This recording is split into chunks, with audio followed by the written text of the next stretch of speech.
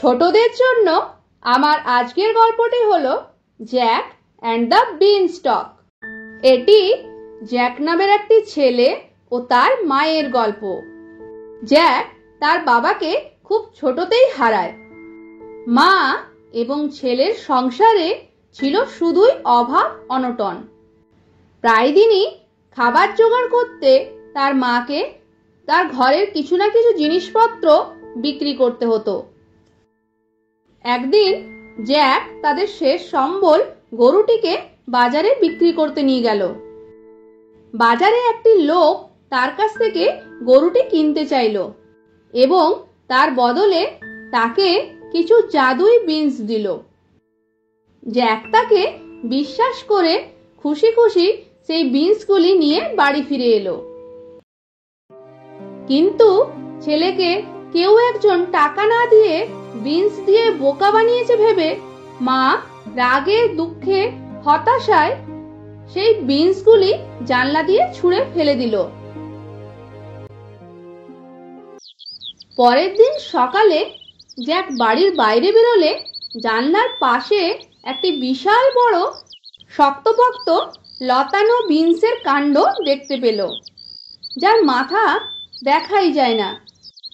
অবাক বিস্ময়ে সে বিনসের লতা ধরে উপরে উঠতে লাগলো এবং কিছুক্ষণের মধ্যেই একটি সুন্দর দুর্গের সামনে উপস্থিত হলো। হঠাৎ একটি পরীর আবির্ভাব ঘটল। সে তাকে বলল, তোমার বাবাকে একটি মায়াবী দৈত্য তুলে নিয়ে গেছিল এবং তোমার বাবার সাথে সাথে তোমাদের সব ধনসম্পদও সে নিয়ে চলে গেছিল। যদি তুমি এর প্রতিশোধ নিতে পারো তাহলে তুমি আবার তোমাদের ধনসম্পদ যা দৈত্যর কাছে আছে তা ফিরে পাবে। জ্যাক সেই দুর্গের ভিতর প্রবেশ করলো। হঠাৎ দৈত্যের পায়ের আওয়াজ সে শুনতে পেল এবং সে সঙ্গে সঙ্গে কিছুর আড়ালে লুকিয়ে পড়ল।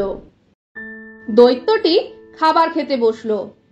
কিছুক্ষণ পর সে তার নিজের খাবার শেষ করে তার পোষা মুরগিটিকে গর্জে বলে উঠল, ডিম পাড়ো।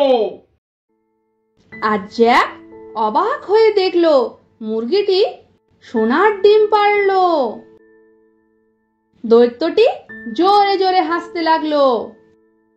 কিছুক্ষণ পর দৈত্য যখন ঘুমাতে গেল তখন জ্যাক মুরগিটিকে চুপিসারে নিয়ে দৌড়ে পালালো।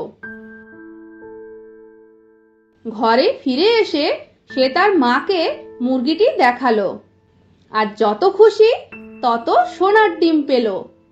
আস্তে আস্তে তারা ধনী হয়ে উঠল। কিছু মাস পর জ্যাক আবার বিনসের লতা বেয়ে দুর্গে উঠে এলো। এবার দুর্গের ভিতর প্রবেশ করতেই দুর্গের মধ্যে দৈত্যের বউ তাকে দেখে ফেলল এবং দৈত্যকে ধরিয়ে দেওয়ার হুমকি দিল। কিন্তু সে তাকে অনুরোধ করলো দৈত্যর কাছ থেকে তাকে লুকিয়ে রাখতে এবং কিছু খাবারও দিতে। ছোট বাচ্চার অনুরোধ শুনে দৈত্যের বউয়ের মায়া হলো এবং সে তাকে লুকিয়ে রাখলো। এদিকে দৈত্য তার রাতের খাবার শেষ করে তার ব্যাগ ভর্তি সোনার মুদ্রা বা কয়েনগুলি গুনতে বসলো। এত সোনার কয়েন দেখে জ্যাক অবাক হয়ে গেল। দৈত্য যখন ঘুমিয়ে পড়ল তখন সে দৈত্যর টাকার ব্যাগ নিয়ে দৌড় দিল।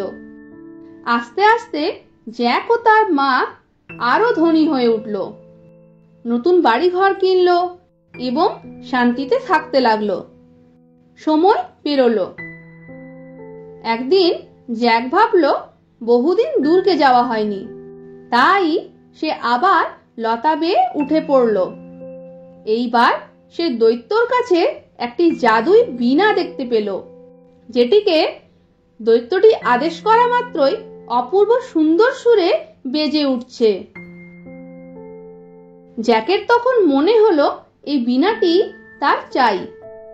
তাই দৈত্য যখন ঘুমিয়ে পড়ল সে চুপি চুপি সেটিকে নিয়ে পালিয়ে যেতে চাইল।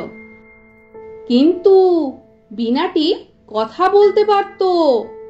তাই যখন জ্যাক বিনাটি তুলে নিয়ে পালাতে গেল, সেটি চিৎকার করে বলে উঠল,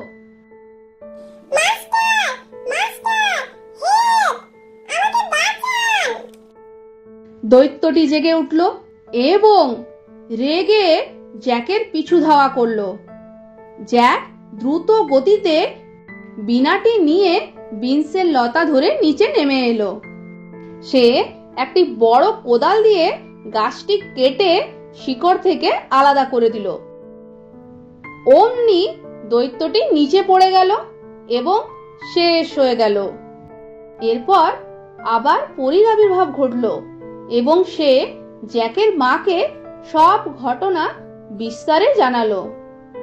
সব শুনে জ্যাকের মা জ্যাককে বলল, অতি লোভের ফলে তোমার আজ প্রাণ চলে যেতে বসেছিল। তাই অতিরিক্ত লোভ করতে নেই। আমাদের কাছে যা আছে সেটাই যথেষ্ট। এরপর আমাদের কর্ম করা উচিত। জ্যাক তার মায়ের কাছে ক্ষমা চেয়ে নিল এবং তারা পরীকে ধন্যবাদ জানালো। এরপর থেকে তারা সুখে শান্তিতে থাকতে লাগলো এবং কর্মে তাদের জীবনযাপন করতে লাগলো। ধন্যবাদ।